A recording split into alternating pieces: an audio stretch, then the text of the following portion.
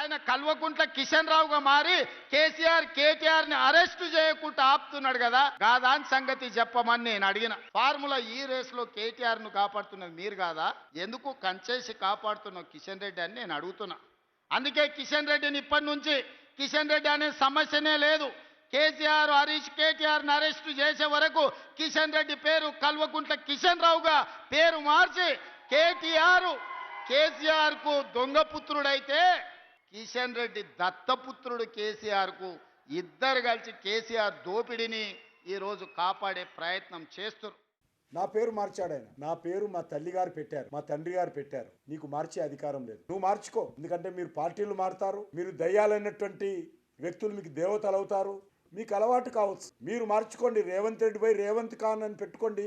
చట్టబద్ధంగా పేరు మార్చుకున్నా మాకేం అభ్యంతరం లేదు. మీరు కావాలంటే మతం మార్చుకున్నా కూడా మాకు అభ్యంతరం లేదు. మా ఇంటి పేరు మార్చేటువంటి అధికారం నీకు లేదు. వీళ్ళకు మజ్లిస్ పార్టీ, ఓవైసీ, వీళ్ళకి అన్ని రకాలుగా కలిసి వస్తుందండి. మీరు మజ్లిస్ పార్టీతో కలిసి కాపురం చేసినన్ని రోజులు ఆ కాపురంలో నిప్పులు పోసే పని చేస్తాం మేము.